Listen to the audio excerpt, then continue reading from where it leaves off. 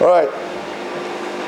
Before we start, first of all, we want to thank all our supporters and donors that help us getting through, and it's a tremendous encouragement to us to show our appreciation to your appreciation. It helps us keep on going. So if you wanna help us and donate for our yeshiva, you can go to our yeshiva at yeshivaetzion.com, and there's a PayPal account. You could reach us for questions or anything else at rabbigaon@gmail.com. And by all means, please subscribe to our shiurim so you can get regular updates. And there's also, I don't know exactly where, but there's on YouTube as well somewhere. So you search, you'll find it. Yeshiva Etzion? Yes, and on YouTube. Today I want to talk about a little bit about Jewish history, a part of Jewish history. So we see how we make it. I want to talk about different cities that usually don't get any kind of recognition or mention even in any Jewish textbook for whatever reason that is, well, I don't know, I don't want to talk about it now. Why they don't do it? However, those cities were what we call Ir Va'em B'Yisrael. There were cities with amazing Jewish life. They contribute tremendously to our Jewish experience the way we have it today, and yet they don't get the recognition. We talked a little bit about the Holocaust of Jews from Saloniki, which was a big town, a big city in the Balkans. It was at the time a part of Turkey. Now it's a part of Greece. But I want to talk about the city of Izmir. The city of Izmir, my parents were from Izmir, originally from Spain, but from Izmir. We speak Ladino at home, we speak Spanish at home. An unbelievable ordeal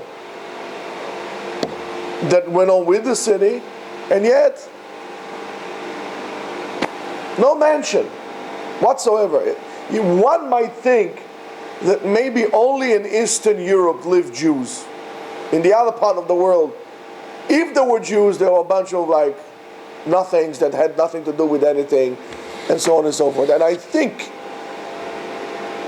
therefore I am going to talk about it, because that needs to be corrected.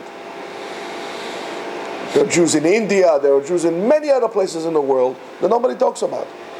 I don't think it adds overall to the tolerance of us as Jews, thinking that Judaism and Torah life existed only in the shtetl in Eastern Europe. That needs to be corrected. So you might say, I'm a flag waver, whatever you want. I'll tell you more, and more like a heat-seeking missile. But that needs to be fixed. That needs to be fixed. And if we are not going to do it, who's going to do it? So let's go. So let's talk about the city of Izmir in Turkey. It's a city in eastern Anatolia in Turkey. A very big port, very deep port, very important city. And I think today is the third largest city in the Republic, what we call the Republic of Turkey today. Something like over 3 million people live in that city, in the metropolitan area of Izmir today. Years ago, and Izmir sits right at the branch of the Aegean Sea, so it's, years ago, it was called by its Greek name Smyrna. There's Smyrna, Florida, a lot of sharks there, but it's Smyrna. And one of the most ancient cities in what we call Small Asia, with that area of the world. You're probably going to find more Greek archaeology in that excuse me, in that area. Oh, allergies. You're probably going to find more Greek archaeology in that area than you're going to find probably in Greece. But we're not here talking about just about Izmir, we're talking about the Jewish people of Izmir.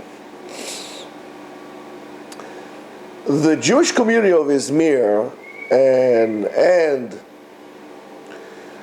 the Jewish community of Turkey is one of the most ancient Jewish communities in the world. During the Second Temple, there were Jews in that part of the world already settling down. During the time of Alexander the Great, 323 to 332, around that area, before Common Era, after the destruction of, and also after the destruction of the Second Temple, there was another big wave of Jews settling down in what we call in Turkey. And according to some estimate, by the end of the 2nd century Common Era, there were around 1 million Jews settled down in what we call today Turkey. Over 1 million Jews.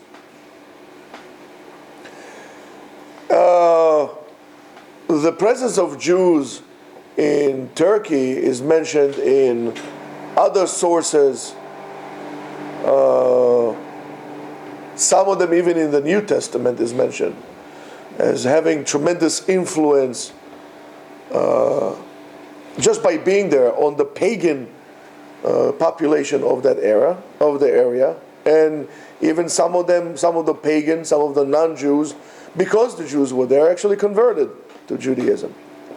Of course, with the rise of Christianity, the influence of the Jewish community had declined, even though that very few people at the time received Christianity upon themselves. But if we, still the Jewish influence went down a little bit.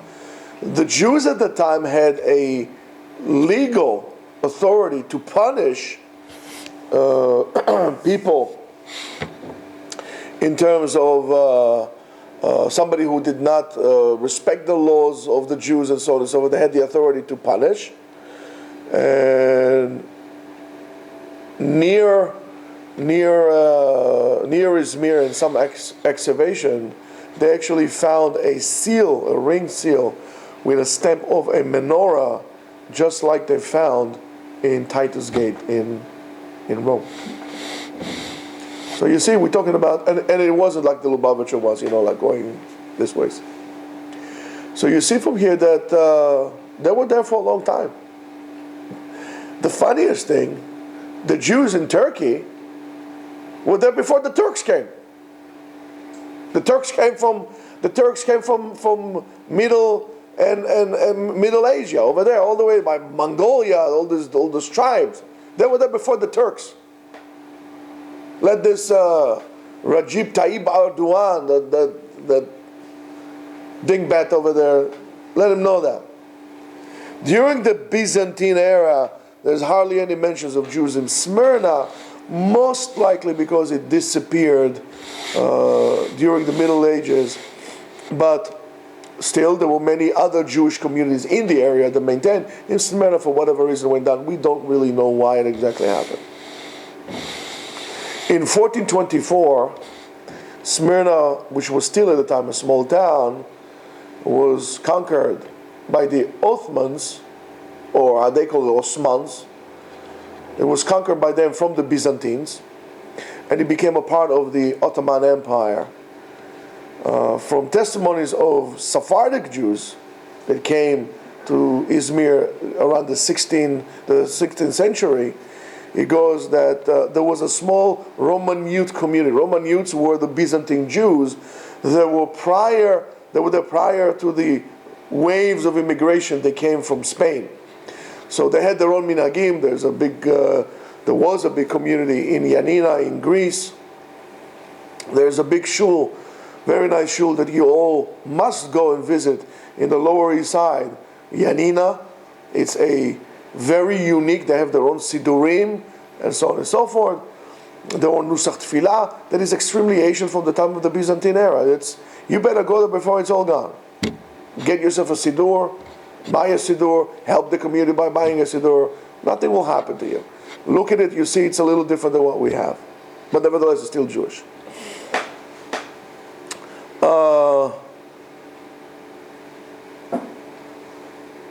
They call Romanians because the Ottomans, the Turks, calls the Byzantines, they call them Rum, so the Roman youths. Some people call them Gregos. Gregos means Greek because they spoke Greek. The language was not Ladino, it was not Turkish, it was Greek. And slowly, they started to, of course, started to decline because of the waves of the people to come. But the reason why the Jews came, that from the 15th century, around 14, right after the expulsion from Spain, the Ottomans, which the capital was Adrianopolis, encouraged the Jews to migrate into the Ottoman Empire. And if we see letters from Rabbi Yitzchak Tzarfati that were sent to the Jews in Europe, he suggested to them to leave Europe, Christian Europe, which was oppressing the Jews through the Inquisition and so on and so forth, and to come to Turkey, which at the time guaranteed to them security and economic flourishing. They opened the doors, they opened the gates. The first Jews came to Izmir at the 30s of the 16th century, after the Ottomans conquered big areas in Europe, like in Belgrade, in what is today Bulgaria, in Serbia, and so on and so forth. We can find today some tombstones from around 1540, 1565, which indicate the Jews were actually there already in Izmir. Most likely, that around 1569, there was a Sephardic Portuguese congregation in Izmir, that the members of the congregation migrated from Northern Africa, from other places in Asia, and from Venice. It's very important to understand the connection between Izmir, Venice, and later on we'll see with Israel itself. However, from Turkish documents, we don't have any document that would for sure tell us that it was an organized community, but that's more or less, according to what we have, that's more or less the time that it had established. The biggest wave of Jews migrating to the Turkish Ottoman skipped Izmir. They didn't arrive to Izmir. Most of them went to other places, mainly like what they call Constantinople, Kush. That's the name came. Constantinople, Kushta, or later on Istanbul.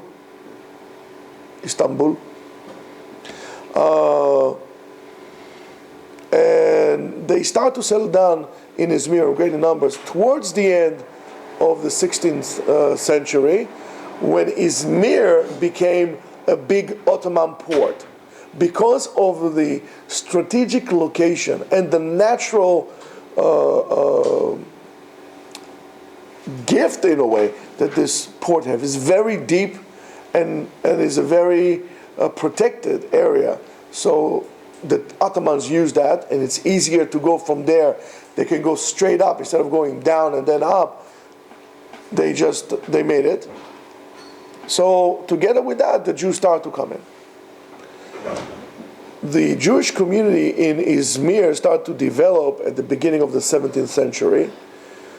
As we said, together with the rise and the importance of the city as a dominant port, and especially since it was a good spot for trading along the old, what we call Silk Road, when they came from places like Bukhara, Baku, and then went down to Izmir was just easier than to go up through the mountains and to Istanbul and then out. It was good also because they didn't have to go all the way north. So business, they came from the Middle East, from what we call today Syria, Lebanon, and Israel. There was no such things at the time. By the way, let's take a sidetrack right now. This whole concept of the Middle East, the disaster of the Middle East today, and so is the disaster of many other parts of the world today, is thanks to the British and the French. There was no such thing as Syria, there's no such thing as Jordan or Iraq or Lebanon, nothing. That was artificially created by the division of that area by the French and the British after they won World War I. So thanks to them, most of the world today is a turmoil. Just a side note. So next time you see a Brit telling you, complaining to you about what we do in our homeland, you tell me, thank you, buddy, but it's all yours. They're very arrogant. And by the way, I just want to tell you something. I do agree that the West Bank is a occupied land. Is occupied territory. By all means. I agree. However, it's occupied not by Jews, by Arabs. This is a territory that belongs to the Jewish people, not to the Arabs. And that's the way we should present it. And stop being apologetic. Anyway, let's go back to Turkey.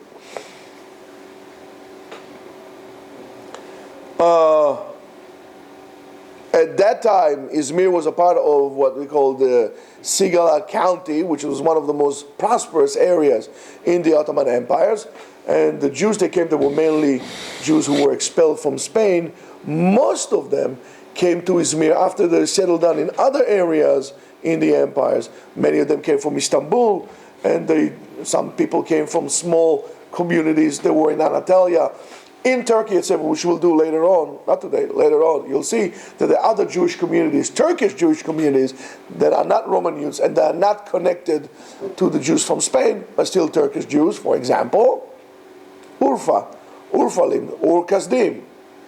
Urfa, which is Ur, the city of Avraham Avinu, there is a Jewish community, Turkish Jewish community, non-Spanish, Sephardic, but non-Spanish, that's been there for the time of the flood, I guess.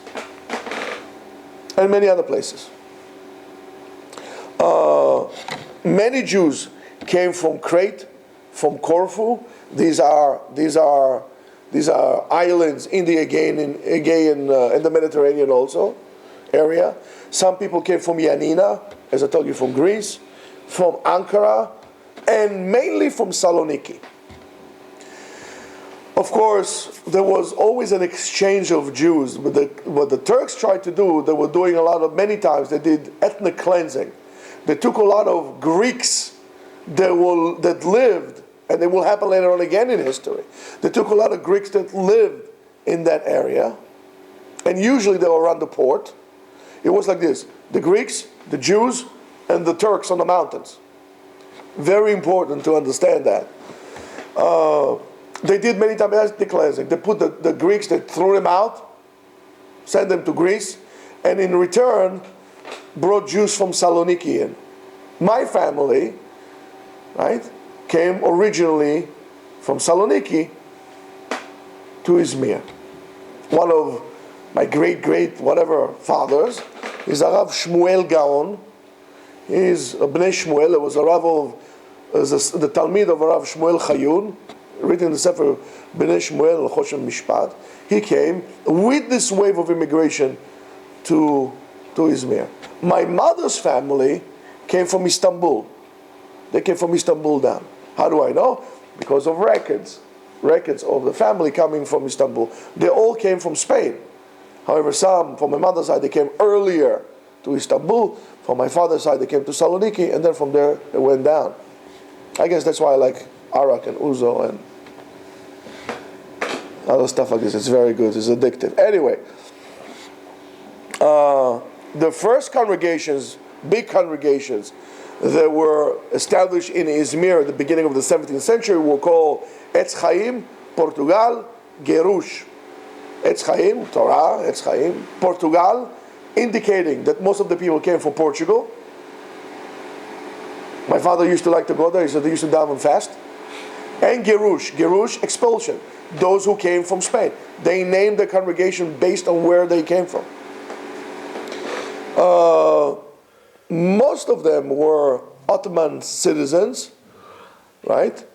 And according to the Muslim law, they were considered to be what they call El Dima. El Dima means they, how do you say Bnei Chasut? Bnei Chasut will be like, they're under our protection. Okay? They're not Muslims, but they're under Muslim protection. And their society stature in Muslim society was lower by law than everybody else. They weren't equal citizens. They were less than that. Something that is very difficult for us today to understand. Today everybody has rights. Illegal have rights. Everybody has rights. Besides regular people, everybody has rights. But besides regular people, they have no rights. But anyway, they were below the law. The Jews had somewhat of a religious freedom. They could conduct their services. They had shechita. So you see that in a time in Turkey, it was better than today to be a Jew in Scandinavia. By the way, Sweden, if you didn't know, is the biggest anti-Semitic country in Europe today. Sweden. They have nothing better to do. They had a separate education system. They had a special an authority to have their own courts, the rabbinical courts. And the Keilah, that according to Turkish law was called Kamat or Taifat, or in the 19th century it's called Millet, was the first one to be able to subsidize by paying taxes that was collected from its people its own activities. It was self-sufficient community that didn't take any money from the government. They collected tax from the people, and they funded their kashrut and shechita and so on and so forth, all the needs of a community. The Jews, because they were under the auspices of the, let's call them, they were legal aliens. They had to pay tax also to the Turks. Of course, you couldn't get away from that. As a basically protection fee. That's what they had to pay. That was called jizya. That's called. And why is that? Again, to buy protection for their life. You didn't pay, we'll make your blood spill like water. That's the way it was. And the protection of the property as well. They had to do it. The Keilah, the community, paid a total sum. It wasn't an individual tax per person. It was the whole community was supposed to come up with this money, and that's how they paid it up. According to the Muslim law, the Jews were allowed to renovate existing synagogues, but they had a prohibition of building new ones.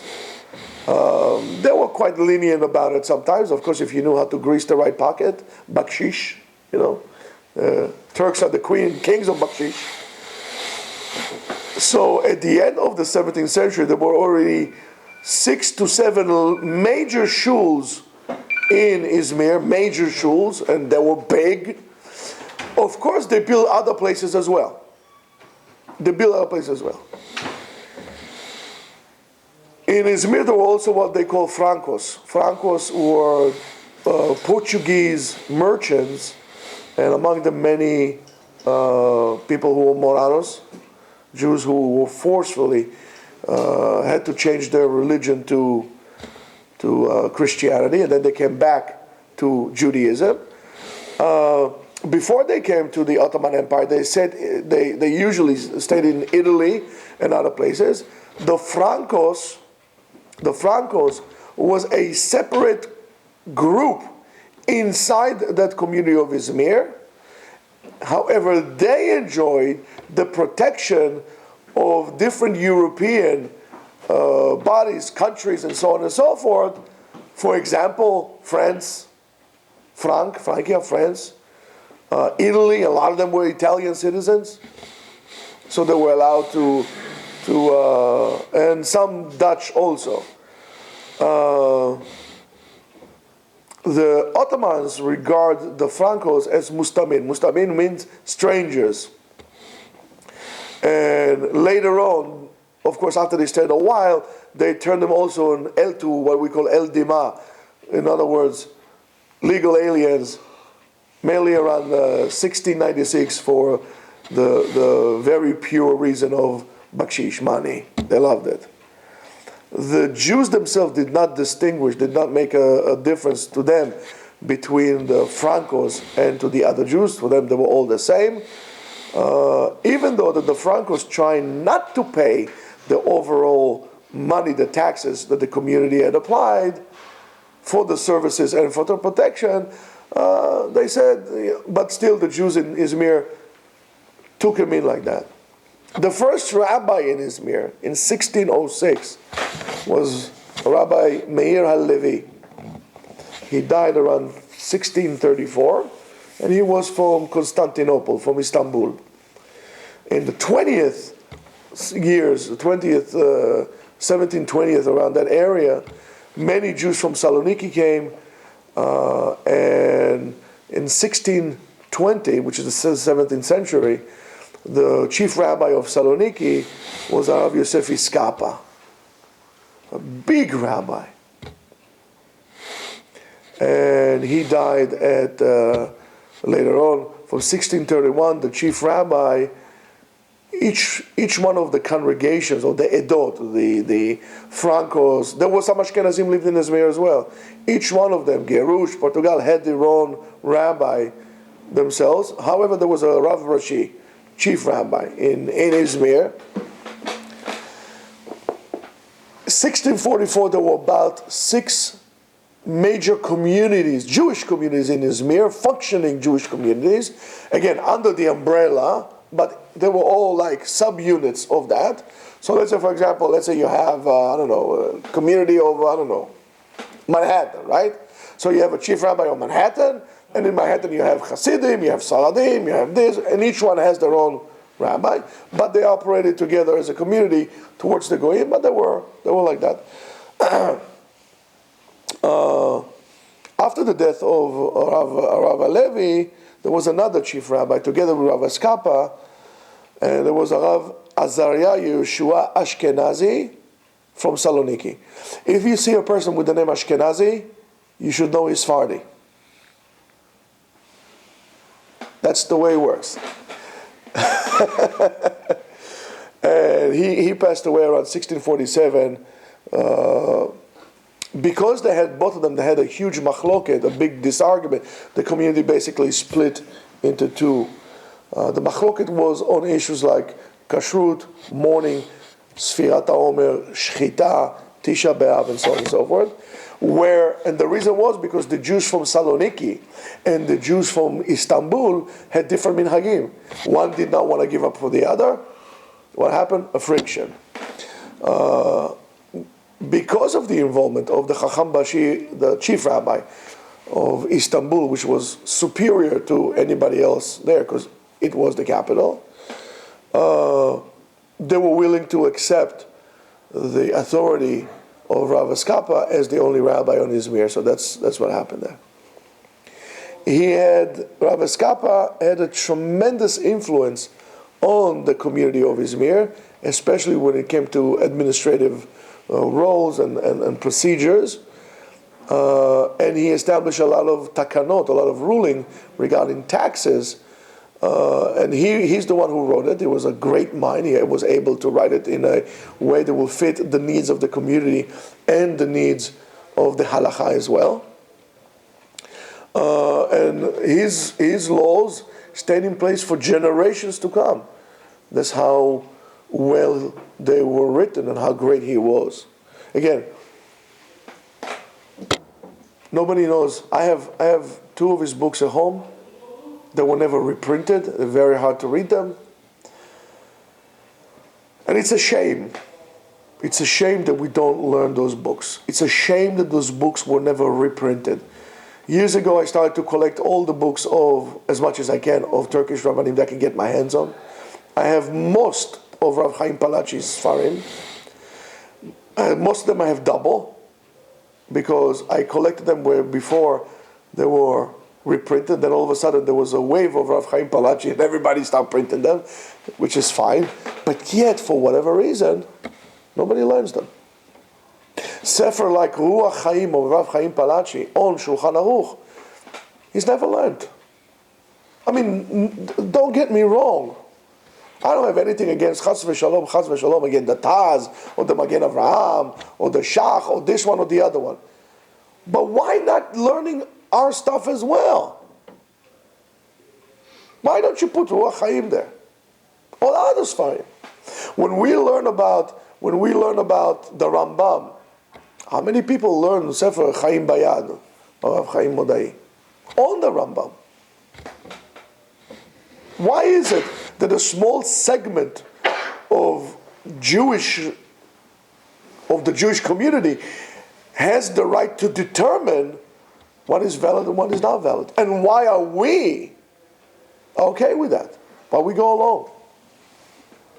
That needs to be corrected. Years ago, I wanted to make a yeshiva. There will be a center for Sephardic community as well, around which is going to be built. One of the things was to republish books, Sephardic books of great importance that were out of print and were never reprinted for the benefit of all. And that never happened, unfortunately. And it's very sad, because those books will disappear. Those books will disappear. One person I do have to say is the place in Borough Park, Kopi Corner. He, for whatever reason, has the ability to collect the books and so on and so forth. God bless him, for whatever he does. It's unbelievable. Unbelievable. But these are important books, important masterpieces that never get to see the daylight since they were printed. I have books that were printed, copies of books that were printed at 18, something, and 17, and nobody knows they even existed. All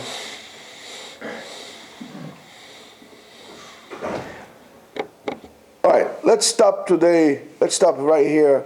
About let's just do just a small segment after his death, and later on there were many other rabbis who continued his path. For example, Rav Aaron Lafafa, who died in 1664, Rav Shlomo Al-Ghazi, Rav Chaim Ben Benishti, the Knesset Gdolah, 1603 to 1673. And these are the people who really took Izmir and made it into a most important community of the time. Many Pirushim of the Shulchan Aruch. Needless to say, Shevet Musar of Rav Eliyahu HaKohen and Me'am Loez. We'll stop today. We'll continue tomorrow.